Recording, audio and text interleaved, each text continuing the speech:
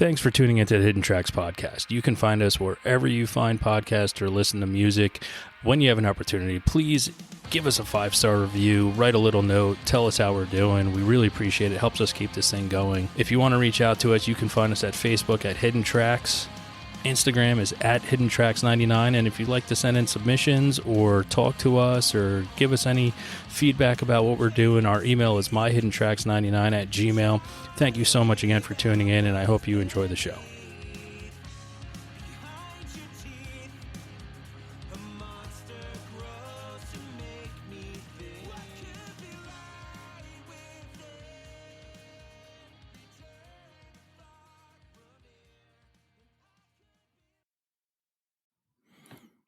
Here we are again. I'm excited to have Jim Ward with me this week. Jim is, let's see, I'll run down an extensive list here.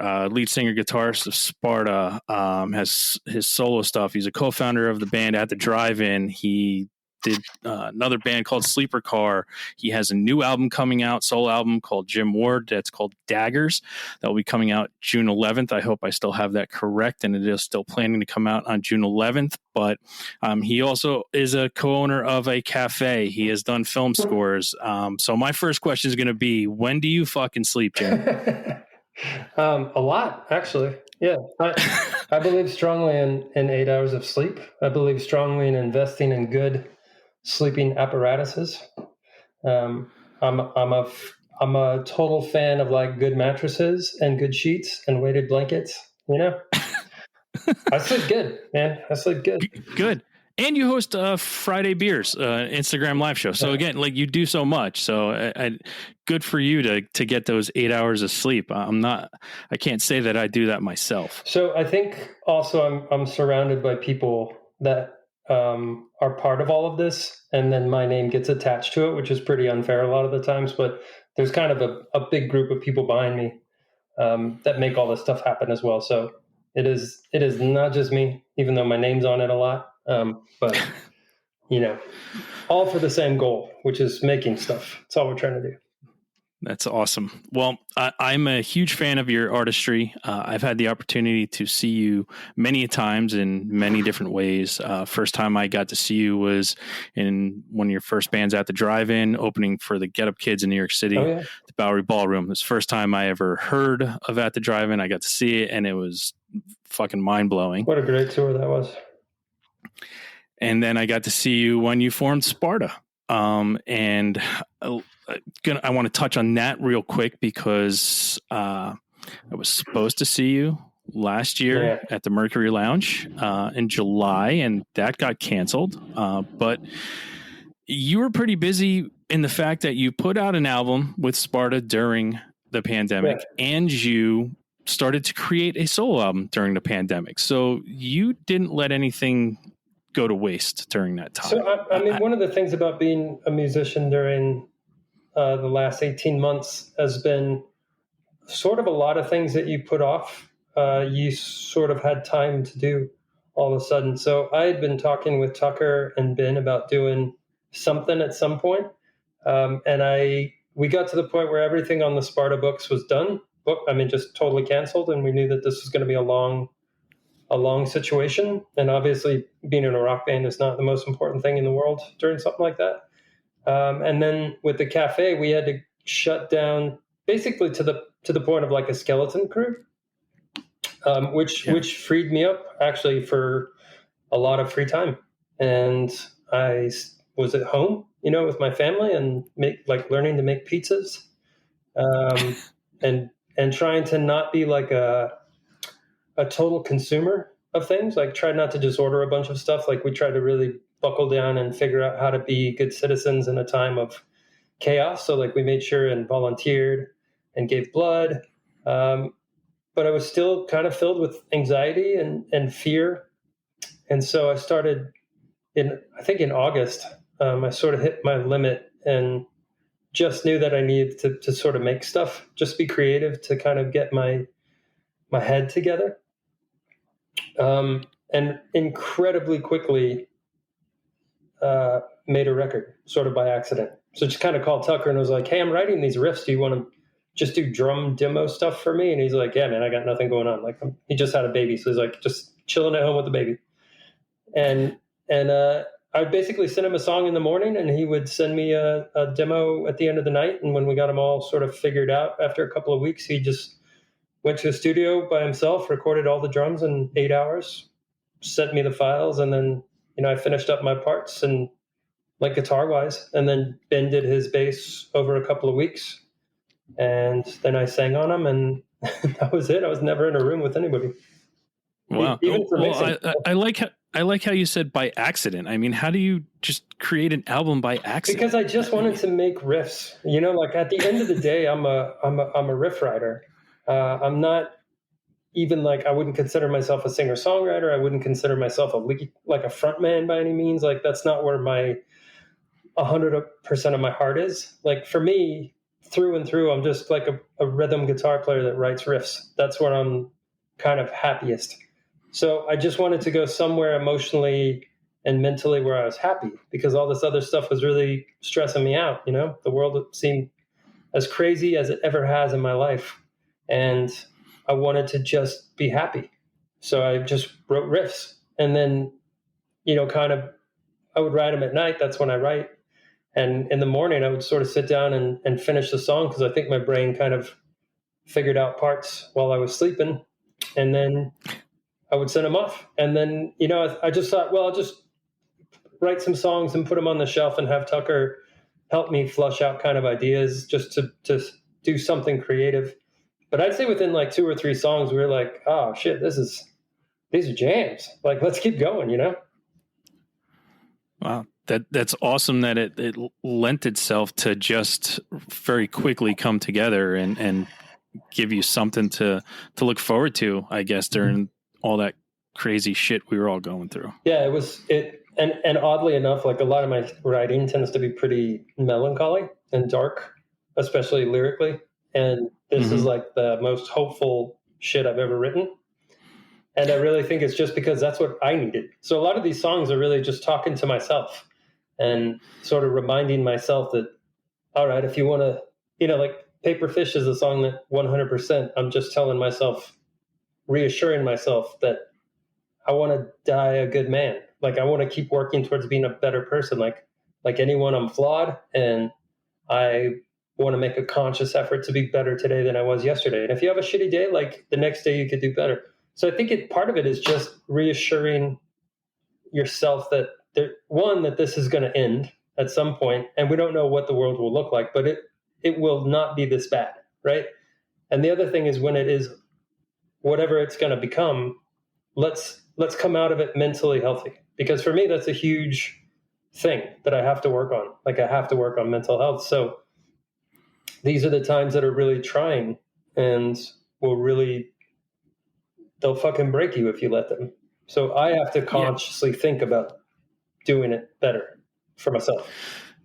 Yeah. And I think using that as a tool, as you did, was a little cathartic. And we do have to deal with, a lot of people do, and a lot of people have to start realizing that they have mental issues that maybe they didn't know before. I dealt with it myself. And one of the things that I learned to do was, the clock actually starts over every day. Yeah.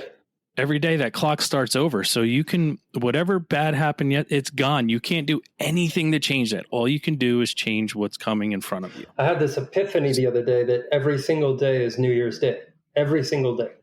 And all of a sudden, it's like all the things that you're like, all right, this January 1st, I'm going to quit smoking or whatever. Like, today is January 1st, right? Because today is the beginning of a new year. Every single day is the beginning of a new year. And I just try and keep that. I try to live in that moment, because like, I'm okay with not being physically on earth anymore. That's natural. It's going to happen to everybody. I can't dread that. You know what I mean? But what I can do is make my time here productive and try and be something that will sort of at least do the least amount of harm possible. Like, even if I'm not making it any better, at least I'm not making it any worse. Yeah. Well, that's a good way to look at it. So I want to ask you, when music, since it's just, running down what I already ran down, a huge part of your life. And when did music, or looking at this as your first musical memory, but what do you remember, how old you were when you heard music that was no longer like a cartoon theme song or, off a Disney soundtrack, when you heard something, your first musical memory that said, oh, wow, there's this great big world out there and I know nothing about it? So I think probably like in the early school years, like first, second grade, somewhere around there, my parents were always cool about letting us put on LPs, like put their records on. They weren't like worried if we were going to scratch them or whatever. And I have a couple of sisters that are older than me, so I had a little bit of guidance from them, as far as like they were a little older, so they were making this happen, and I was kind of just riding the tailcoats of them. But I remember listening to Billy Joel really early on, and the Beatles. My parents are big Beatles fans, like everybody of their generation, pretty much. Yes. So those are kind of my earliest memories. Like Jefferson Starship has a record called Red Octopus that I distinctly remember thinking like the record cover looked cool. I haven't listened to it in forever, but I used to play that record all the time. And then at some point, I sort of got tired of their record collection, and for some reason got really, really into big band when I was like around 10. So I was listening to like tons of Benny Goodman, and like Harry Connick Jr. was really popular at the time. That was probably like my gateway because he was like in popular culture. Yeah. But I just fucking loved it. Like I love Benny Goodman. And so that was kind of my first, like on my own, like, what do you want for Christmas? Could I get a Benny Goodman CD? And then there's sort of in that same time period, Joshua Tree came out, and I listened to that with my dad, like driving through New Mexico. And I distinctly remember sort of looking at him and him looking at me, and both us being like, shit, we both like this. It was a weird, like I was probably like 10 years old. And it was the first kind of like shared awareness of music. Do you know what I mean? Because my dad plays guitar as well. Connection. Yeah, the connection is it can be silent, but it can also be that crazy feeling where like, what just happened? Yeah, and we just jammed it super loud. And I mean, I love that record. And when I went to go see them on the Joshua Tree tour, it was incredibly emotional to watch that show. Like crazy, I was just bawling at one point because it was just like my whole life, Yeah. It's such music is such a powerful thing. And then sort of from that point on, somebody gave me a Subhumans LP when I was 12. And I'd say that was like the real sort of like, oh fuck, this is like, I know where I'm going kind of thing. And from that point, it was just like, from that to Minor Threat and then just blasting off, So I was obviously years behind what was really happening in the world. But for me, that was my starting point. And did you take that starting point to just say, I want to learn about music? I mean, because you're self-taught, right? Yeah. So I started there's a couple of guitar players in my family. My dad plays guitar at home. Played in a band in high school, like a covers band. And so I've been around music. There was a guitar in my house, but I started playing bass when I was 12. And I learned like the Pixies and Dead Kennedys. I'd sort of just play along to those cassettes in my room. Mm-hmm. And then when I was 16, I switched to guitar and singing. I've told the story before, but basically on sort of a white lie, where somebody was like, "Hey, we need a guitar player and a singer," and I was like, "Sure, I do that." And then I showed up with my cousin Jeremy's Les Paul that he let me borrow. So they were like, "Oh, he's legit," because he has a Les Paul. And I was like 16, and I would just kind of play bass lines with a fifth added to them, so that I could get away with saying like, "Oh, this is a song I wrote," and then just learn pretty quickly from there. But that was kind of the beginning of my guitar playing was when I was 16. Wow. Well, listen, I can say thank God for that white lie. It's been all right. Seems like it's worked out. Now, for our listeners, not many lies work out in the end, but this one sort of has. Yeah, it did. Maybe I was 15. I might have been 15 because I started at the drive when I was 17. So I think I may have been 15 when I joined that other band, because it was like a good amount of time I played in that band, and there was some older members, and they really taught me the ropes of being in a band and sort of, loading gear and being respectful, and it was fun. Yeah.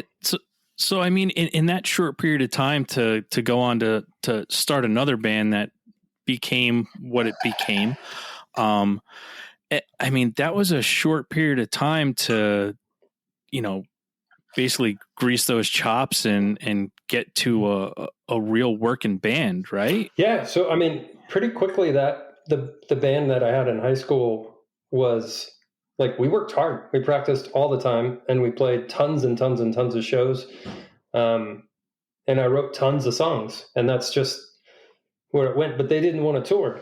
One of the guys did not want to tour because he was older. He was in college. He had a girlfriend. He had an apartment, which I understand now. But at the time, I was just like, how can you not want to tour? Like, I'm going to graduate from high school. So when I finished high school, I was 17, and all I wanted to do was tour. So basically, I called Cedric and said, do you want to start a band? Because he was already touring in bands. And and then we just started writing songs together and slowly added what would be the first lineup. I mean, that's crazy to think of how fast your life has progressed. Yeah, when you think about it now, I mean, I've been on tours that are longer than, I've been on like 18-month tours or cycles of a record that I would, were sort of the whole time period for me learning how to play in this world. Like in this, I don't know how to explain it. That was stupid. I'm sorry. What I was trying to say is, yeah, it happened really quick. No, listen, it's all part of a story, and that's what's important is the story, because it leads to the music that you create, because it's all part of your story in one way, shape, or the other. Like how you said that you're writing uplifting songs now on your solo album, as opposed to the dark stuff you used to write. So it's all part of that story, which is great, because it all stemmed from somewhere and leads to somewhere. Yeah, absolutely. And I always talk about this, like, it's all about the journey to me. I've never really had a destination. Like, I never wanted to be rich or famous or the biggest anything or the best anything. I've always wanted to just explore and have fun and learn. And I'm sure there's been moments where I'm like, I'm going to be in a big band. Like, I really want to be in a band that tours or whatever the case is. But that's really just because I just wanted to get to Japan. Like, I just wanted to go to Japan, and I knew that playing in a band would allow you to, one, play in a band, which is awesome. And then two, you get to travel. So why would you not want to do both? Like, I don't want to work and save my money and then go on vacation. Like, I want to play shows around, Yeah.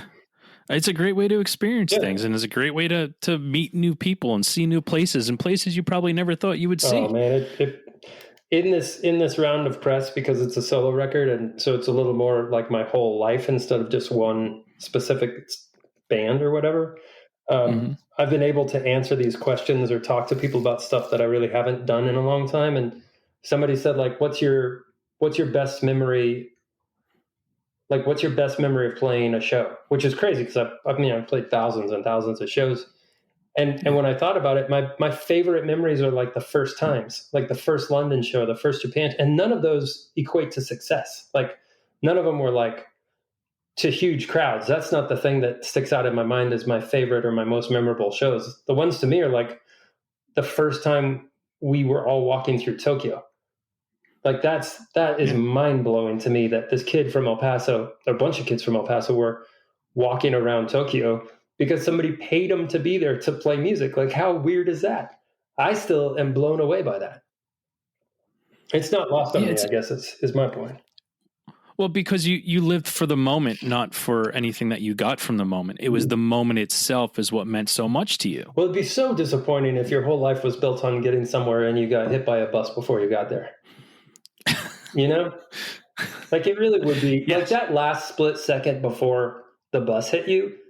I feel like your brain would just be like, fucking shit. Like, we should have had fun. We should have done something different. So I don't want that feeling. I just want to be like, it's a bus. That was great. See ya. That's a great way to look at it. When you were creating this, I mean, was it harder for you to have this positive outlook on writing music? I didn't think I realized I was doing it at all. I think it's only until I looked back on the record, because really the very first song I wrote was, or the first riff I should say I wrote was "I Got a Secret," and it's aggressive and it's very loud and whatever. And when I started writing the lyrics for that, it was that is not super positive. That is, you're pulling me down. And that was kind of to me, that was sort of I needed to get that out of the way. Like, that's the "this is a fucked up situation" song. And then as the record continued and I kept writing lyrics, Paperfish is the last song I wrote, which is a song that's like, hey man, everything's cool. Like, take all these lessons you've learned, be a better person. So I think in the process of the record is me, without realizing it, because you don't really realize that until you look back. Otherwise it'd be pretty contrived. At the end of it, I got to see this arc of like, fuck the world. Because at first I just wanted to put out this record on like the day before the election as sort of a final middle finger to either that guy or our way of life in general. Like, it's going to go one way or the other. Like, if he wins, just I don't even know what I'm going to do. I mean, my wife has Canadian citizenship, so we were seriously at the point where it's like, I mean, maybe we should really consider moving, because this is scary. And it's not just the politics of it, it's just where our country has found itself.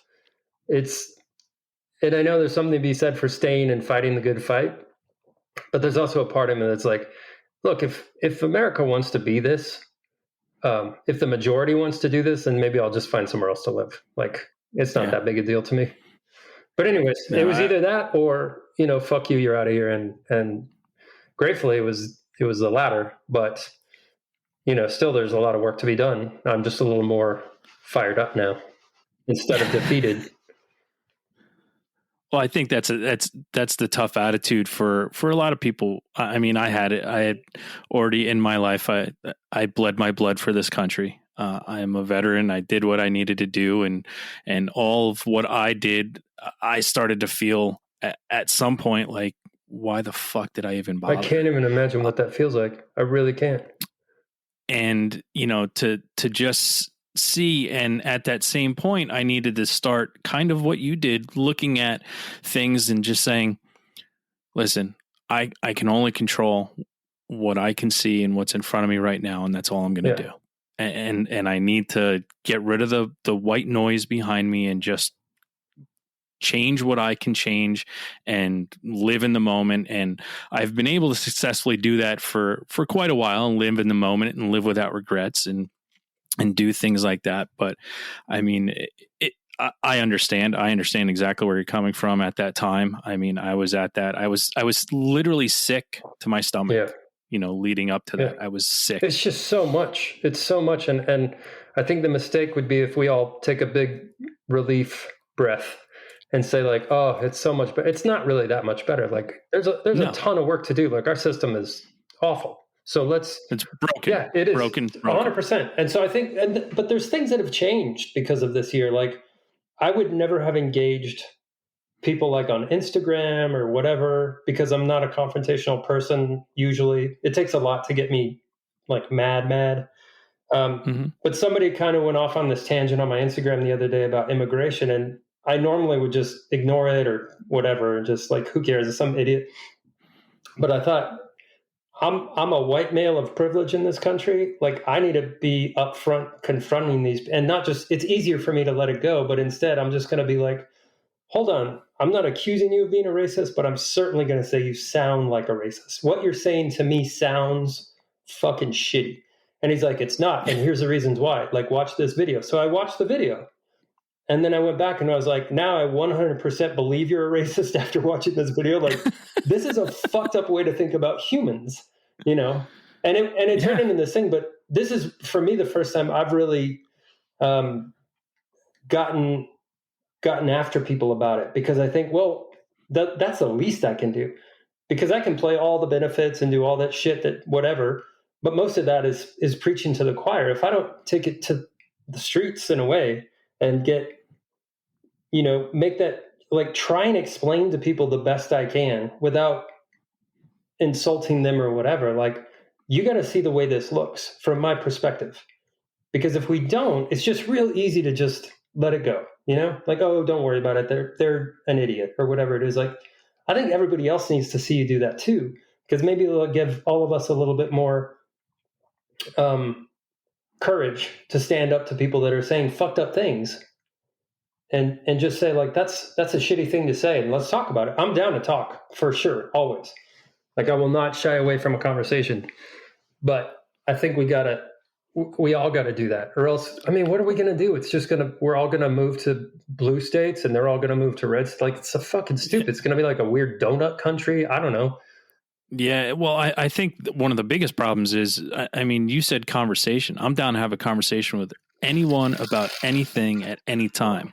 My problem is no one's willing to have a conversation anymore. I see that. It's just, you know, and that's the problem. And that's where I get upset. I'm like, listen, let's have an actual conversation. And then somebody starts screaming, and they start screaming their opinion, which they think is a fact and nothing to back it up. And then there's no more conversation. And it's so crazy if you put pause on, if you hit the pause button and you start talking about things that are similar between you, there's way more similarities between us than there are divisions, for sure. Like, fucking, we all like Friends. We all like watching TV. Like, it's we're not that different, right?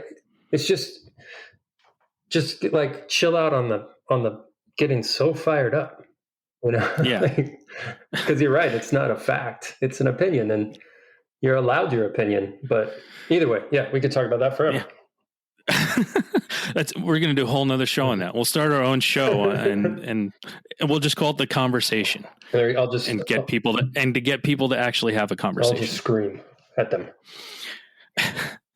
So when you were done with Daggers, what was your feeling? Was it a different feeling between finishing, you know, the last Sparta album to finishing this? Did you have a different feeling when you were done completing the album and getting ready to release it? It is a very different feeling, to be honest. And some of it's good, some of it's great. Some of the feelings are a little sad in a weird way.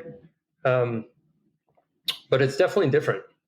Even in, you know, when you're in a band and you're the front man or the singer and you're actually conscious of the people that you play with, then you think about them a lot when you're doing things. So, like, if you go to practice and you play a song and somebody's like, man, that song really, really reminds me of whatever band, like, that really sounds like you too. There's a part of you that says, okay, I won't pursue this because forever this will be that song. This will be like, I told you it sounded like, and then you're going to get a review that says, like, oh, this song really sounds like you too. And they're going to be like, fucking told you it sounded like you. So when you're like a primary songwriter, but you play in a band with a lot of equality built into it, that stuff tends to, for better or worse, it knocks off some of those edges. Sometimes that collaboration can lift something higher, which is amazing. What I found in this process is I was allowed to make all those decisions by myself. And then I got to send the songs to Tucker and Ben, and then they sent them back, and the songs got better because of them. But they don't have to worry about sitting in an interview and answering why I did that. You know what I mean? Yeah. They're not going to be there. Like, they have really good gigs. They have their own bands. So it's, for that part of it, it's been really freeing and super fun. There is definitely a part where you're realizing that all of the press you're going to do, you'll be by yourself. And there's a whole lot of weight that comes with it all of a sudden, where, you know, if something doesn't work financially or for whatever reason, like, there's only one person that's going to be in trouble, and that's me. So part of it is a little scary when it comes to that stuff. But I think creatively it was really fun. I enjoyed it. I don't sort of make future plans in the moment, so I wouldn't know what will happen after this. All I know is we're going to tour as a 3-piece. There's, you know, Matt from Sparta is going to play bass as well, so it'll be fun to sort of have somebody that I've been playing with for almost 20 years with me. Well, I guess 20 years now. So that part of that, yeah, wow, it is 20 years. I just even thinking about that. Yeah, 2001, right? Yeah, that's when we started. Yeah. Wow. So it'll be, I mean, well, I'm getting old. Yeah, telling me. Telling me.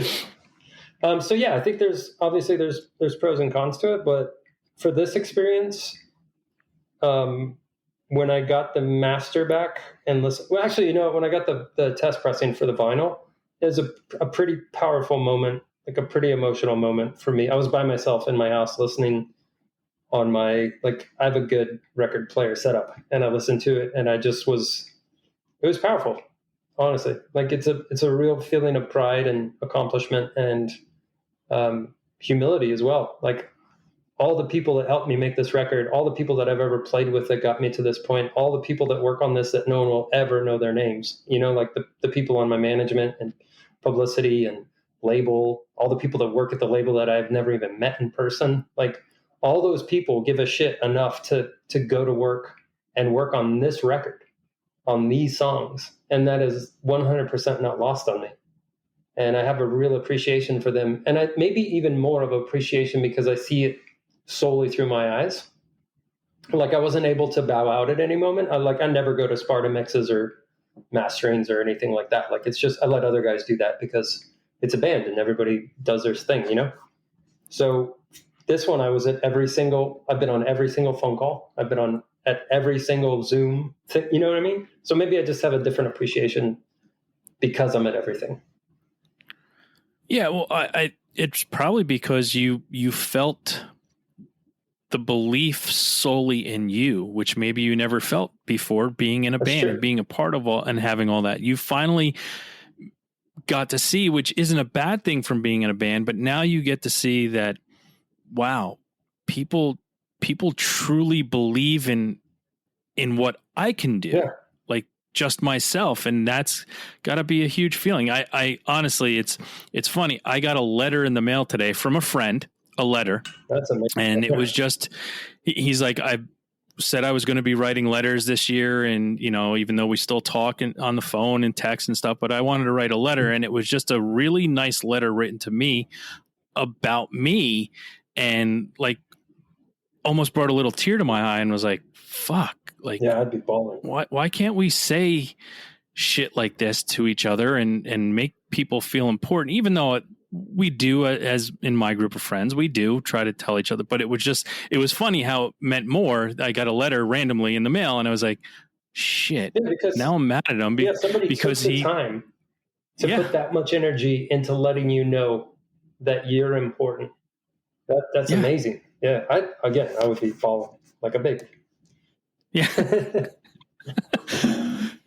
So to feel that behind you and to have that moment when you put on your test pressing and listen, I love my studio when I put on an album and just listen to it loud and hear everything that was created in a different light. I mean, what was your thought process when you were done listening to that and you said it felt different?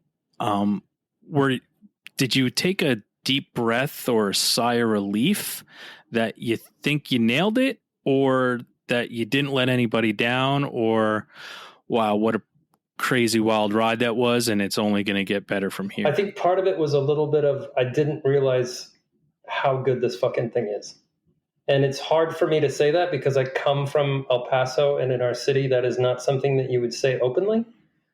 We're not a people that brag or even accept compliments very well. It's just kind of the nature of the weird sort of Latin American and Southwestern West Texas vibe that we got going on here.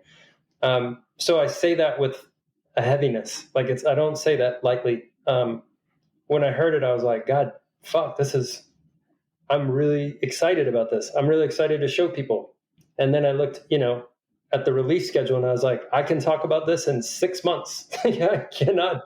No one can even know about this for 4 months. Like it's a weird life for sure. But I was super, pretty excited once you hear it done. And it's one of those things where I go all the way up to like rough mixes in my own studio, but I don't do full mixes or mastering. And Gabe, who's been with me Gabe Gonzalez has been with me on and off musically for 25 years. I sent it to him and he sent it back, and then he obviously sends the off the analog master just straight to the pressing plant.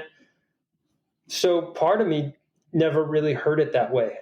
Like never really heard it as done as he made it done. Even though I would sign off on the mix, like, yeah, it sounds good, but I'm listening on, in my car because I know how my car sounds. Like listening in my car on my phone, even if it's a WAV file, like it's still not a record in your house.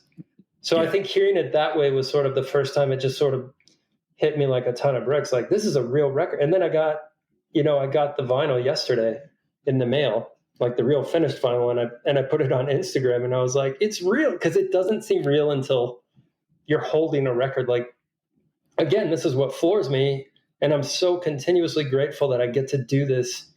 I mean, the fact that I do this sort of for a living blows my mind, but I still get to make music, and somebody pays for this to be done. Like it just is so humbling. And I know that can probably sound like bullshit, but it really is. Like, I'm still blown away people buy tickets to see me play. And I'll say it every night. Like, you took your hard-earned money. You got a babysitter. You rode a bus here. Like, you flew from somewhere to be, like, all the things that you do just to come and share this moment is not lost on me. Like, I don't think that you're here for me. I'm here for you. And I understand that. And I've probably always understood that, even if I didn't say it. But that stuff is important, Like, people take their money and spend it to have an experience that you're at the center of. And you could take it as like, I'm real fucking important because people spend money to see me. Or you could take it as like, I have a pretty big obligation because these people are entrusting me with their experience that they're trading their hard-earned money for. Like, I think that that's important. Well, I'll tell you, it shows. So, I mean, I don't want you to think that it was ever lost on people, because I'll tell you, as someone who's seen you, I think probably 8 times in my lifetime, it's never been lost. You give us what we paid for. I always feel like we're all in on a secret. You know what I mean? Like, I feel like we're all like, holy shit, this is going to happen right now. Like, we're going to have fun right now. And this is going to be great. Let's not let anybody fuck this up. Like, let's just have a good time and just let's just take every ounce of energy and emotion we can out of tonight. And I feel the same way on a record. It's not as easy to do on a record as it is to do, when you're up there and your friends are in the crowd and, the boys are on stage and it just feels great. Like, yeah, you got the energy. Yeah, but records are different. It's a different thing. And I think everybody who buys this record, I hope, gets that when they listen to it. I mean, just alone with what, 2 songs that you've released so far with Paper Fish and I Got a Secret, with Shauna Potter. I mean, you can tell, I mean, you're releasing 2 songs that were very different. Mm-hmm. And if that's what's to come off the full thing, I can't wait to take that fucking wild and crazy ride on that roller coaster of an album. I think that there's some like twists and turns, like a roller coaster, for sure. I really like it. And it's not, I could have made an entire record like I Got a Secret, and I could have made an entire record like Paper Fish, but instead I made like, there's a lot of different stuff on the record and a ton of guitars. I don't know how I'm going to play it live, but I had so much fun. I was just like, I'll do another guitar part. I'll do another guitar, because I don't care. I'll do whatever I want, Yeah, it's yours. Yeah. You can do whatever you want. That's awesome. And now the trouble is, we're starting to record stuff for release day next week. And like looking at playing as a 3-piece, I'm like, this may be harder than I thought. But whatever, we'll figure it out. Yeah, I'm sure you will. And you brought up U2 a bunch of times, so I don't know how this will. So I don't know how this will flow, but do you have a favorite band if you had to choose? And we usually say here the Beatles don't fucking count. Yeah, You're not allowed to use that. My friend told me the Clash doesn't count the other day either, because it clashes our Beatles, is what he said. Yeah. Okay. So I would say, I mean, I do have favorites. I wouldn't say I have like an absolute favorite, but yeah, no, I have like 3. I always say like I have 3 or 4 that it kind of depends on my day, my mood, but like that are my constants that are just constantly go to. So I have the important ones to me. The important ones are Billy Joel is really important to me. U2 is incredibly important to me. The Clash is very important to me. Fugazi is important to me.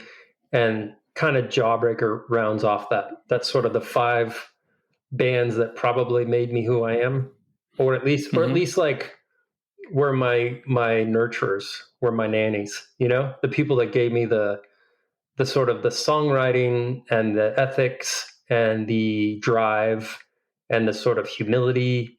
And also, like in U2, just the idea that you could shoot for anything. Like, that's the band that to me takes all the limits off rock and roll.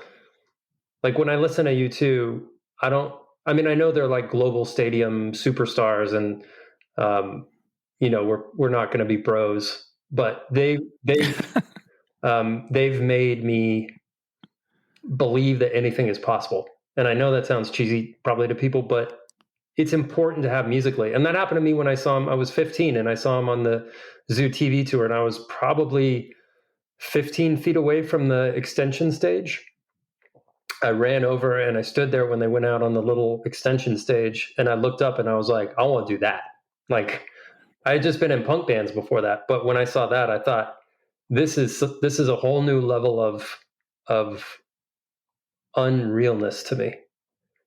And then I did it. I did it my way. I surrounded myself with people that I trusted, and we built something that did its own thing. But I never lost that sort of wide-eyed aspiration, if that makes sense. And it's not about being famous or big. That's not the point. The point was like just watching Bono soar for the notes. You're like, oh my God, that somebody that makes you cry when you watch them play for whatever reason, hopefully a positive reason, but it's just that the ability to explain emotion musically or convey it musically. That's, I think, why those 5 artists are so important to me. Yeah. And listen, you hit it on the head, that emotion, and that what music is, it's that universal language. And it's when you hear something, or when you hear something and you get goosebumps, or it brings a tear to your eye, those are special moments, and those are very special moments that I love it when I don't expect it. Yeah. When all of a sudden it just happens, and I'll literally sit back and be like, I don't know what the fuck's going on right now, but something special is happening. Yeah, that's the best. And I think that's kind of always what we're searching for, is that stuff in life. Like, God, I would hate to be bored. I would hate to not feel. That would be the worst. Yeah. But I think the whole thing is just connection, which I think that's one of the problems with what we deal with in the world today, is actual connection, connecting the people, talking to people, not texting, not sending an email. It's that connection. There's a difference there. And music does it when you hear it and someone's connecting to you, through a song, and it's amazing. It is. It's magic, for lack of a better word, or whatever people want to call it, but it's unexplainable to me. Yeah.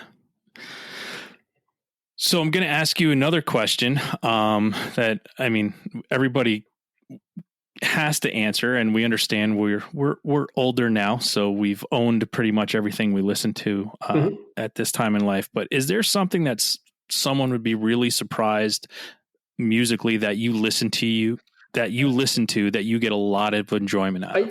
Guilty pleasures, per se. Yeah, I think a lot of people are, because I don't ever refer to them as guilty pleasures. Like, I went to go see the New Kids on the Block reunion arena show a couple of years ago, and people were like, what the fuck? And I was like, what do you mean? This is super entertaining and really fun, and like reminding me of being a kid. I came with my wife, and we're just like screaming along. It was great. Somebody saw me crying at Please Don't Go Girl, and somebody saw me I was at a Sia show in Austin, and somebody recognized me like in the concessions line, and she's like, what are you doing here? And I was like, oh, I don't know you. Like, I thought she thought I was someone else, and she's like, yeah, you're Jim. And I was like, yeah.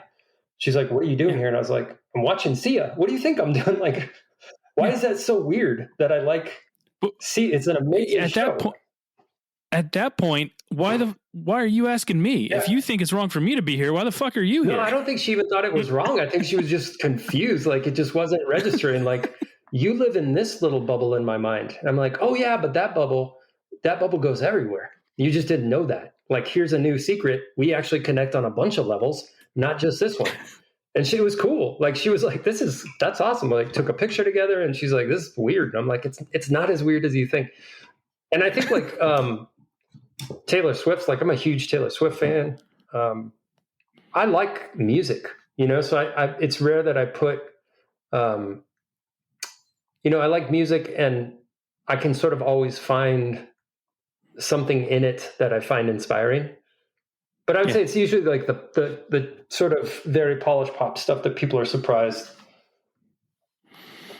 Yeah. Well, listen, I've said it here 1,000 times. A good song's a good song. You can't fucking deny it. Doesn't matter who does it.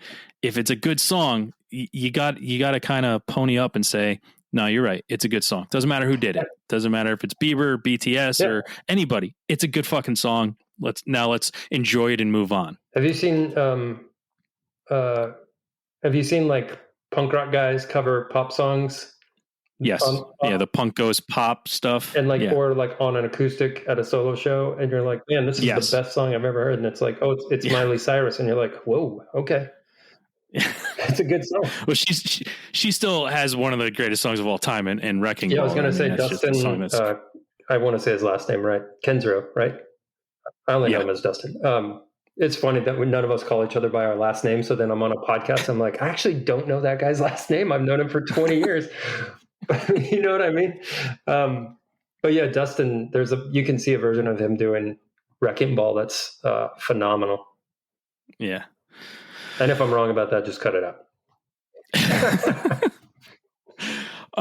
So I know you're pressed for time, and I don't want to keep you very long. So I'm going to ask you a couple more questions, and we'll get you out of here. A little self-reflective. I mean, you talked a lot about what you've tried to do and strive for during the pandemic and during everything that transpired. But if Jim Ward was to no longer be here, what would you most like to be remembered for? I think it's just, again, like I hope that my tombstone or whatever, I don't want to be buried. So whatever you put on my urn, just as like good dude, as simple as that is, like I just want to be a good dude. Like I want to be a good friend, and I want to be a good partner, and I want to be a good, you know, like family member and human. Mm-hmm. So yeah, it's like, I don't think that any of the other stuff is really important. I mean, I think the music that I made, I'm grateful that it's important to people, and I hope that but it's kind of theirs, you know, once you make it and it goes into their life, then it's kind of your ownership. It's not mine anymore. We say it, we've said it hundreds of times here. Once you create it, it's no longer yours, Jim. It's now mine. It's mine. I own it. And so when people ask me, like, what's that song about? I always will say, what is it about to you? And then we can talk about it. Like, if you're curious where I was coming from, that's one thing. But what it's about is what it does for you. And it's your song. It's not my song anymore. It's part of your life. And I find it hilarious in a weird way that there'll be a song on a record that I like fought tooth and nail to not be on there, or I thought it was terrible, and someone will be like, my favorite song you've ever done is this one, and I'll be like, oh, it's nuts. It's just nuts how people take ownership of something and make it part of their lives, and I love that part of music so much. So, but outside of music, at the end of the day, like I just hope, you know, that I continue to improve as a human being and do better for the world than I have done in the past. And that's what I would like to be remembered for, is like at least trying. When that bus hits me, you know, they'll be like, well, he was a good dude. Oh, good. Not that I'm suggesting anyone hit me with a bus. It feels like I am. I'm not. I don't want. I know I don't want to. You keep bringing up the bus thing. I don't know if don't know if that's foreshadowing or a spoiler. I can't figure out which one it is. Is it a cry for help? Is that what's going on? Listen, I want you to stay away from all bus stops. Yeah. The problem is that you go on tour in a bus, and then that's trouble. Yeah. That's trouble right there. So my next question is going to be, this is a really hard one. So I completely understand. I call it pick your favorite child, but do you have a favorite song that you've put out so much music in your career? I completely understand. I mean, I asked this question to Nathan from the Casket Lottery, and he said, I can't answer it. I'll send you a playlist tomorrow. And he sent me a playlist off of, a song off of every other thing that he ever created. So I understand if you don't have one, but if you have one, do you have a song that just is, you think that's the best Jim Ward has ever done, or has it not even? So when we were talking about singles for this record, and I told, and this is again a not a bold thing for me to say, but if people take it too heavy, then it is. But because the label, was like, I Got a Secret to be first, and I said I can't put that one out first. I think Paper Fish should be first because it's the best song I've ever written, and it's the best song I've ever written for a lot of personal reasons. And it doesn't matter if that equates to other people. Like, I don't expect anyone else to be like, that's the best song you ever written.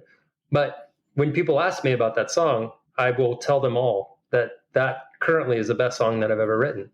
It came to me really quickly. It's really, really, really fucking honest. And for me, that combination of sort of the musicality of it and the kind of maturity in the songwriting, like I didn't try and make it weird. I didn't fuck with it because of, I just let it be what it is. And the lyrics that came out happened in 2 passes, which is bonkers for me. That never happens. And when I look back and read it, I was like, kind of, again, got a little emotional that all of that came out of me without me thinking about it. It was like like myself telling myself something. And it was powerful. So yeah, for me, I'll stand by it till I write a better one, but that's the best song I've ever written. Awesome. I mean, just that's, to know that story a little bit behind it, that 2 passes you're done and you're like, oh shit, that was very personal and you had no idea. And that's what you hear on the record. I sang it twice. Wow. Like with lyrics. That's how crazy it was for me. Like that never, ever, ever happens. That is not how I write. But that time I did. And it was whatever the power of that song was like, I'm coming out and I'm going to come out right now and you're going to be done. Wow. So if it's not amazing. Technically perfect, it's the best song I've ever written. So. Awesome. So let's, we're going to wrap this up now. We end this with our weekly threes. And it's 3 things you're listening to right now that you'd like someone to check out. You give your 3, I'll give my 3, but 3 things you'd like people to check out that you've listened to recently. Could be another show, could be a podcast, could be Friday beer, whatever it is, but 3 things you're listening to that you'd like people to check out. So I'm probably way behind the ball on this one, but I just listened to the song Exploder with the Girl in Red, I think is what she goes under. And she has a song called Serotonin. I think it's Girl in Red. Yes, oh man. So that and the video have been I've been pretty into lately. If you've seen the video, she falls out of a trampoline and it's just awesome. I don't know why that video is just the whole thing is so great and innocent. And then when you listen to what it's about and how it came from the darkest part of her life. And so one thing would be Song Exploder that I've gotten into. And because of that would be Girl in Red. And then just because I really cannot stop listening to it, the Joe Strummer Assembly record that I got delivered. You pre-order stuff now and then you forget about it. I love 6 months later something shows up and you're like, oh fuck. Dude, it's like it will not get off my turntable. And really I could just listen to Coma Girl for the next 20 years because it's such a that song is so fucking amazing. It is the best song. It's such a good song. I'm not gonna say it's the best song he's ever written because I don't know, that I couldn't answer for sure, but just all the little things that are in that song, like getting dizzy. Like he says, getting dizzy, just talking about getting drunk with people by saying getting dizzy with I can't remember the exact line, but every time he sings that part, you can feel that feeling of meeting new people and having that 3rd beer and being like, man, these people are great. Because you're just on that sort of high of new friendships and a little buzzed and, oh man, heading out to a festival, right? Yep. God damn it, Joe Strummer. I wish he was still here. I mean, thank you for everything you left, and I think he left it all on the table. for sure. Yeah, I don't think he hit anything. But man, that is one dude that I wish I've met a bunch of my heroes, and that is one guy that I wish I got to just get dizzy with. Nice. You have a third? Oh, that's it. The podcast. Oh, the podcast song exploder. Okay. Yeah. Awesome. Cool. All right. My three for this week are The Loved Ones. Older stuff for people out there who don't know. Punk band from Philly with Dave House. Just amazing punk band that I sometimes when I need something hard, I just throw it on. Yeah. There's another band called The Gift Horse. They're an Aussie indie rock, punk, emo band, whatever you want to call it. But there's an album called Give My Body to This Town. It's fucking dynamite. I suggest people go out and listen to it. And then an older band that's been around for quite a long time. And usually I throw this under just in case you forgot, but there's a band called Feeder. Oh yeah. Out of Newport, Wales. Yeah. Indie alt hard rock, but pulled out a CD the other day, and then of course it makes me go down that rabbit hole and listen to every single thing that I had by them. So those are my three.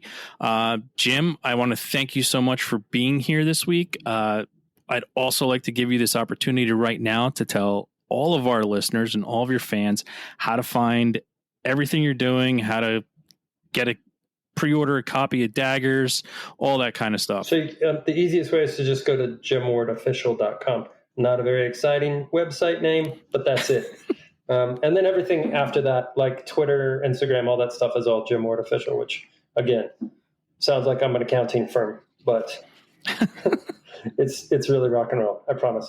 Yeah, it comes out June 11th. You can pre-order the vinyl now. There's going to be some pretty fun stuff on release day that we'll announce and will go on sale. And you can always go to the merch store and buy stuff. And I have a Patreon as well, which is patreon.com/Jim Ward, which is just, if you're into sort of the background of stuff and demos and things like that, I just use it as kind of like a, for the people that are super into it, that want those stories. I still like telling those stories and talking about how all this stuff happens. So, and it's super cheap. It's not a big investment. And if you could do it, that's the whole thing with Patreon, you can do it 1 month and sort of go through all of the archives and then bail. It's all good. It's not really about money, for sure. It's just about fun. Awesome. Well, Jim, thank you so much for being here. Everybody out there, you know how we do. Jim Ward, Daggers, go out and get it, listen to it, and have a great fucking time.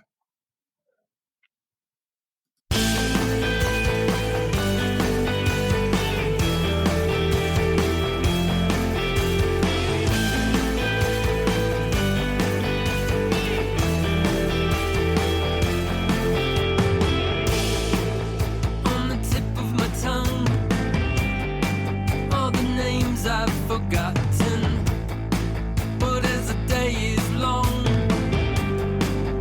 the